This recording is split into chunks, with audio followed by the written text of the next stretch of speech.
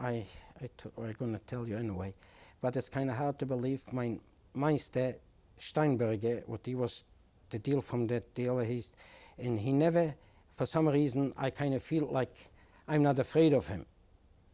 Well, he was a very bad guy. When he got mad, he used to beat everybody, or he was worth it or not. But for some reason, I feel like he treats me nice. And I was in the winter time, I remember that, and there was nothing outside. We couldn't drive that, and I was in the shop repairing. And there was my helper with me over there, what he used. When I became a driver, I had another guy doing that, hanging up. And he asked me why I said it, I don't know. And he asked me, what are you doing? And I said, nothing. And what is he doing? Who asked you? That Meister Steinberger. Oh, he came in? He came in. And he said, what are you doing here? And I said, nothing. And he said, what is he doing? And I said, he's helping me. And it was the worst thing I ever said since I was in camp. That guy lifted up a 2x4. I jumped over that machine and out. And he cooled off very fast. He dropped the deal and he walked away. And I was scared, I tell you, for a long time. I was scared to get close to him, and I had to work with him because he was my Meister. He had to talk to me, and I was driving the log, but I was always sitting in one edge and scared. And that guy probably never remembered anymore, because if he, thinking now, if he wanted to hurt me, he could find me and corner me. I wouldn't say that I was, that deal that I ran away from him, but he cooled off for some reason. And he never, and I was scared, I would say, for a long time, but I never got hit for that. For So that particular incident. You got away. I got away with it. And it's kind of, if you want to believe in miracles, I got away with one. So did he ever hurt you? After that, I was lucky. That was already very late in '44, before I was liberated. Either he called me, I cannot recall why, but he was in the back of me because I was kind of open deal where I was sitting then driving. Either he wants to pay my attention and I didn't hear him because of that noise or something. And he took up his horse deal and he hit me and it went over my head, and that end went right in my left eye. The whip end? Yeah, the whip end. And that whip end usually has little wires. And from beating so much, that leather wears off and the wires sticks out. Oh. And that hit me right in my left eye. And that was the end of it. And well, in a way, it's, you see, you can always think unlucky with lucky together. I don't know how to explain that, but that was only a few months before I was liberated.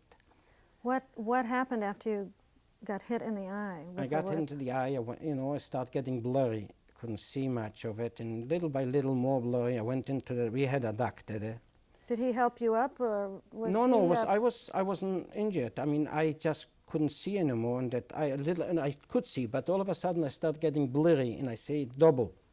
So he didn't come to your assistance? No, he just hit me, and I turned around, and I says, jawohl, and he told me what to do. I didn't pay attention to my eye.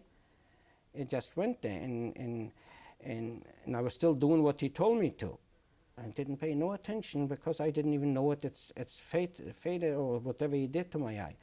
And I did whatever it is, but I started getting blurry. So at the same time I went in, after I got into the camp, I went into the doctor. So you finished work that day? Oh, yes. There was nothing. I just see double, and it was kind of blurry, but I didn't pay any attention. There was no kind of such a thing to pay attention to little things like that.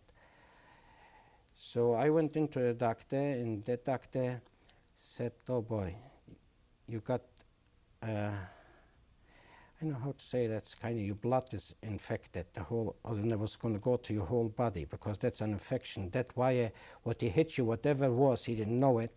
He said that wasn't clean. But he says, well, I can do whatever. He was not an eye doctor. Maybe it would be saved. But whatever he did, I don't know. But he says, you're not going to see on it anymore. And I can tell you two things. Either I can save your life, or you can die if I don't do nothing. So he says, do whatever is necessary, because if not, he said, that infection will go through your blood very fast. So actually, I don't ask any question in what to do, and I says, do whatever you can. And he did something to save my life. I didn't see next day, the same day I still was blurry for it, the next day I didn't see nothing anymore. And not too many people, even from ours, know about it, because I was scared if they're going to find out I don't see in one eye. See, we were so scared for our life that if they find out I'm no good anymore in one eye, I'm not going to work there anymore. They're going to find me a way to get rid of it, or whatever, send me to the concentration camp, whatever. So not too many from our own people know about it, except the close by, like my brother and the guys, whatever, found out that I got hit. Usually some of them knew about it. And I had a bandage for a little while, and so I said, well, something in my eye or something, so they didn't pay any attention.